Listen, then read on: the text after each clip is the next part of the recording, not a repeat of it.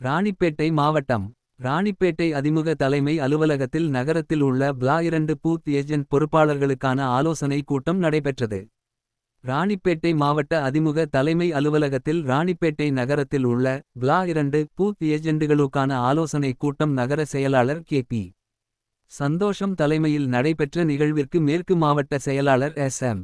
சுகுமார் கலந்து கொண்டு கற்று தொண்டர்களுக்கு ஆலோசனைகளை வழங்கினார். அப்போது கூட்டத்தில் பேசிய எஸ்.எம்.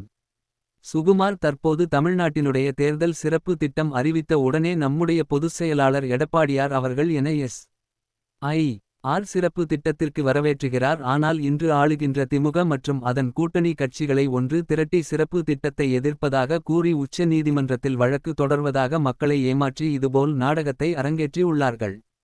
ஆகவே வருகின்ற 2026 சட்டமன்ற தேர்தலில் அதிமுக இயக்கம் மாபெரும் வெற்றி பெற்று அதிமுக எதிர்க்கட்சித் தலைவர் எடப்பாடி பழனிசாமி தமிழகத்தின் முதல்வராக வருவதற்கு அனைவரும் கடுமையாக உழைக்க வேண்டும் எனவும், அதேபோல் எஸ்.ஆர்.ஐ. கணக்கெடுப்பு திருத்த பணிகள் மூலமாக பூத் ஏஜெண்டுகள் சிறப்பாக செயல்பட வேண்டுமென கூட்டத்தின் வாயிலாக கட்சி தொண்டர்களுக்கு ஆலோசனைகளை வழங்கினார்.